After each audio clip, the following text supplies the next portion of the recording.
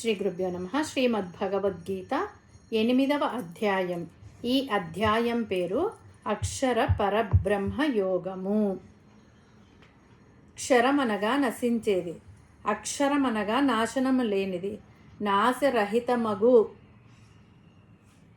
పరబ్రహ్మము గూర్చి బోధించిన అధ్యాయం కావడం వలన దీనిని అక్షర పరబ్రహ్మ యోగము అనేసి పేరు వచ్చింది.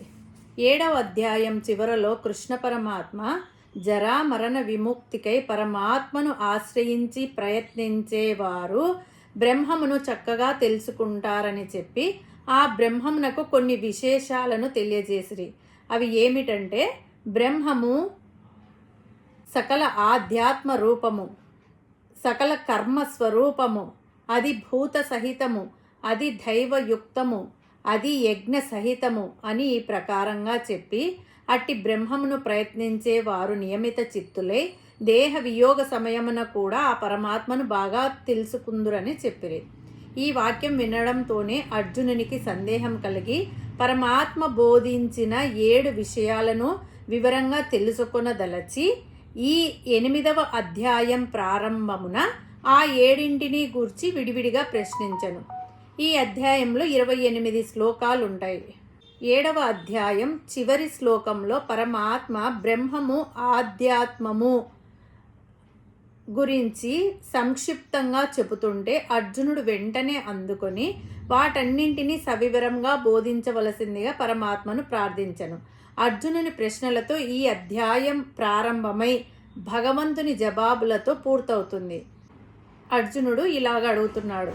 ఓం అర్జున ఉవాచ కిం తద్బ్రహ్మ కిం ఆధ్యాత్మం కిం కర్మ పురుషోత్తమ అధిభూతం చ కిం ప్రోక్తం అధిదైవం కిముచ్యతే అధియజ్ఞః కథం కోత్ర దేహేస్మిన్ మధుసూదన ప్రయాణకాలే చ కథం జ్ఞేయోసి నియతాత్మభిః. అర్జునుడు 2 శ్లోకాల ద్వారా పరమాత్మను ఇలా అడిగాడు.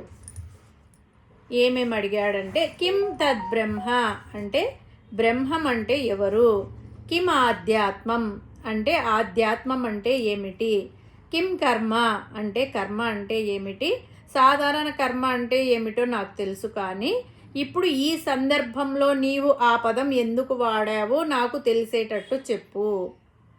అది భూతం చ కిం ప్రోక్తం అంటే అది భూతమని మీరు దేనిని అంటున్నారు, అదేమిటో వివరంగా చెప్పు.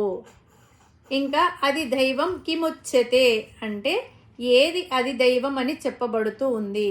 తర్వాత అది యజ్ఞః కథం కో అత్ర దేహేస్మిన్ అంటే ఈ అది యజ్ఞుడు అంటే ఎవరు, మధుసూదన మధు అనే రాక్షసిని చంపిన పరమాత్మ, ఈ దేహంలో ఆ అధియజ్ఞుడు అనేవాడు ఎక్కడ ఉంటాడు, ఈ అధియజ్ఞుని గురించి ఎలా తెలుసుకోవాలి, ప్రయాణకాలే చ కథం జ్ఞేయోసి నియతాత్మభిః.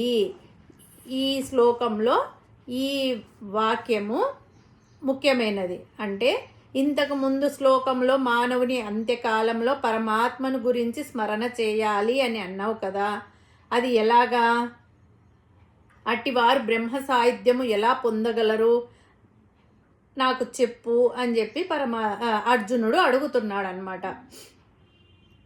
అసలే వారు మరణ స్థితిలో ఉండి మాట కూడా సరిగా రాకపోతే అటువంటి వాడు పరమాత్మ గురించి ఎలా తెలుసుకోగలరు, అప్పుడు వాడి మనస్సు నీ యందు ఎలా నియమించబడుతుంది, మనస్సు నిగ్రహం కలవారు మరణ సమయంలో పరమాత్మ గురించి ఎలా తెలుసుకోగలరు అని ఈ విధంగా అర్జునుడు అడిగాడు.